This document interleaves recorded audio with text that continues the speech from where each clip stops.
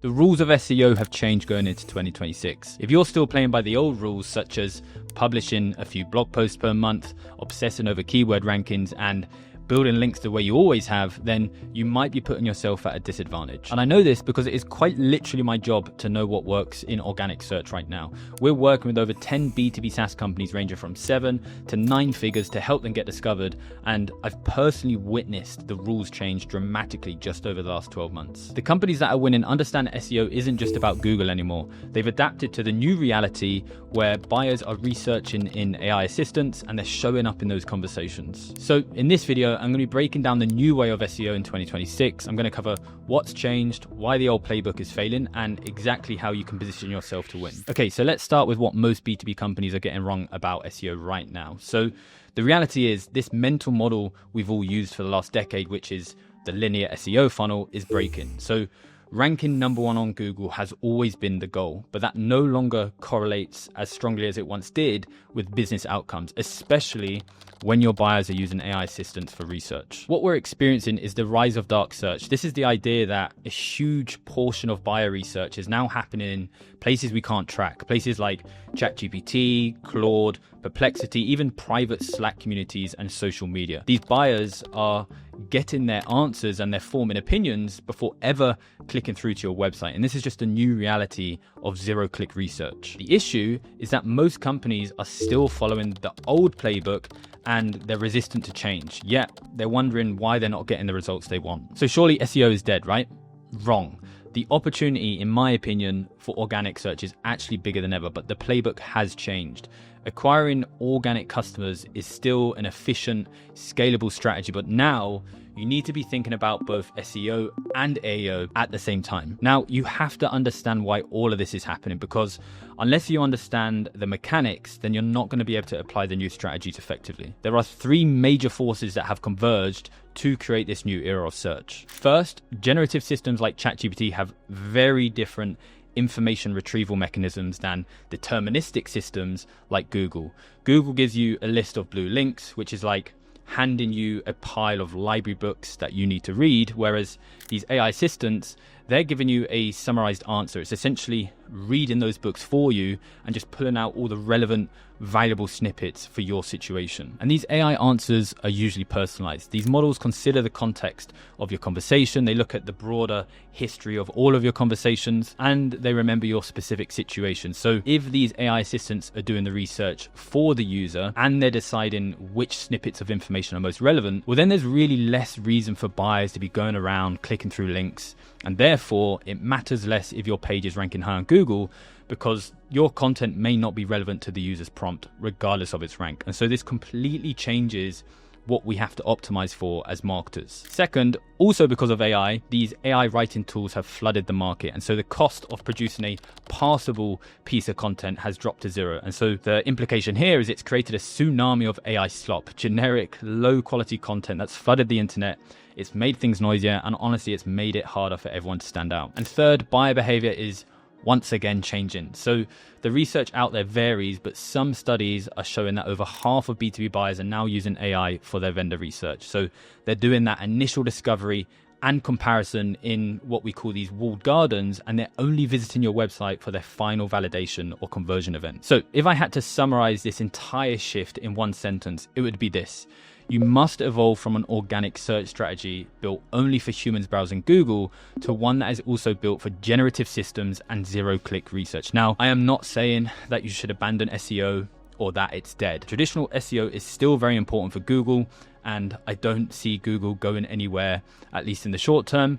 But you do need to layer in AEO if you want to have a deliberate strategy that captures buyers who are researching in these AI assistants. All right, so how do we actually do this? I'm going to walk you through 3 core pillars of a modern SEO and AEO strategy that you can copy. First, if fewer clicks are happening, then we can't solely rely on them as a metric. We need better measurement. These old KPIs of keyword rankings and clicks have become lagging indicators. They're going to tell you what has happened, but not what influence you're having in these new surface areas that are earlier in the buyer's journey. The new leading indicators that you should consider are citation rate, mention rate, and share of voice. Most importantly, for the prompts that you care about. So think about the prompts where buyers might be evaluating you against alternatives, or search in terms with commercial intent within your category. These are the conversations that you're going to want to own rather than just informational prompts. These metrics tell you whether you're even in these conversations when a buyer asks an AI for help.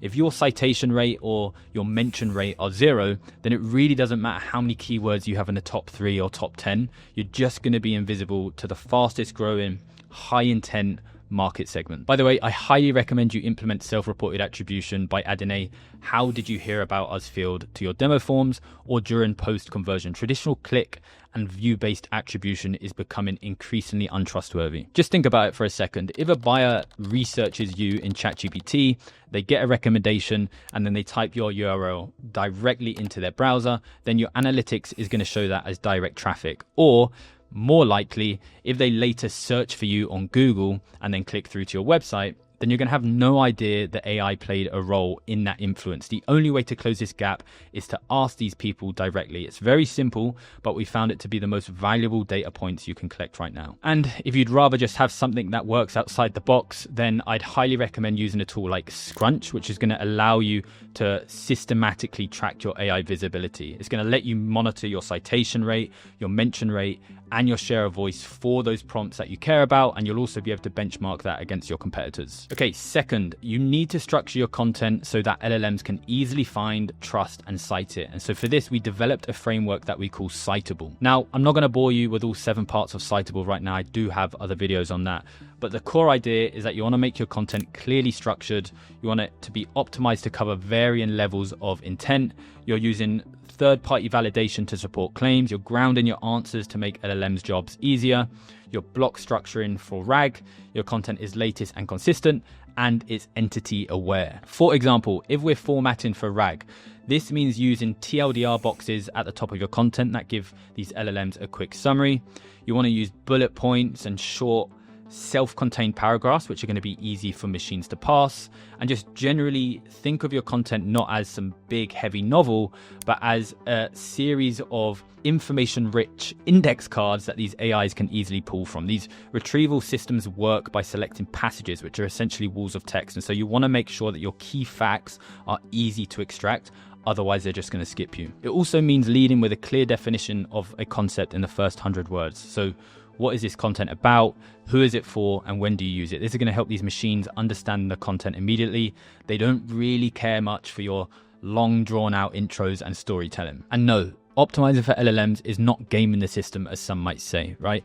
SEOs have been structuring content for featured snippets and adding schema markup for years, right? Nobody called that manipulation. This is just understanding how information retrieval works and then optimizing for it, which is ultimately the job of a marketer, right? SEO as a discipline was created by marketers in response to technical constraints by Google. Okay, so structuring your content for LLM retrieval does not negatively impact the human reader experience. In fact, you could make an argument that it makes it better because it makes your content more scannable, clearer, and more direct. And so you can and ideally should do both. And by the way, if you do want a full deep dive on the Citable framework, all 7 parts with examples, then I did make a separate video that breaks it all down step by step. So I'll link it in the description. Go check out that after this video if you want to go deeper into the Citable framework. Okay, moving on. Third, and this one is critical. You need to start shifting your thinking from keywords to prompts and intent. Traditional SEO was about ranking for keywords. You'd find keywords like best CRM software. You'd then create a page that targets that primary keyword and you would try to rank it in the SERP. But with AI search, the game is a little different, okay? The AI isn't just matching keywords, it's trying to understand the user's intent behind their query, and then it's figuring out which entities such as companies, products, or concepts that are relevant to that specific situation and are going to satisfy the intent behind their query. And so the question you need to be asking is, do these generative systems understand your company as an entity, and do they understand in what situations your company is relevant? Because this is going to allow them to recommend you. And so this means that you need comprehensive entity coverage, right? Your content and your broader website needs to clearly define your integrations, your competitors, your use cases, your features, your differentiators, and your target personas. You're essentially building a knowledge graph for these AI assistants that are going to help it understand in what situations they can recommend you to users. And information consistency is the non-negotiable here. The facts about your company need to be the same across all of your surface areas. So your website, your LinkedIn page, your Crunchbase profile, your Trustpilot reviews, everywhere. AI models are like automated procurement teams, right? They're going to cross-reference sources to verify any information. And if that information's inconsistent, then they're going to lose trust because their risk of hallucination is going to be higher. And so then they're likely just to give a generic answer to the user, or they might just skip you entirely. And so a simple way to start with this is a consistency audit. So just create a simple spreadsheet with all the facts about your company and then just audit that against all of your public facing profiles, and you will be surprised at what you find. We're working with companies that are doing tens of millions in revenue and they do not have these things in check. And then finally, beyond your own website, you need to show up in the places that LLMs already trust for ground truth information. And right now, we found across all of our clients that one of the most undervalued platforms for this is Reddit. LLMs are trained on massive amounts of data because it's conversational, it's timely, and it's seen as authentic user-generated content. When a real person in a relevant subreddit is discussing a problem and your product is mentioned as a solution, then that's going to be a massive trust signal for these AI assistants, and it's third-party validation that you can't necessarily manufacture on your own website, which is of course going to be biased. Now, I'm not saying this is about spamming links on Reddit about your company.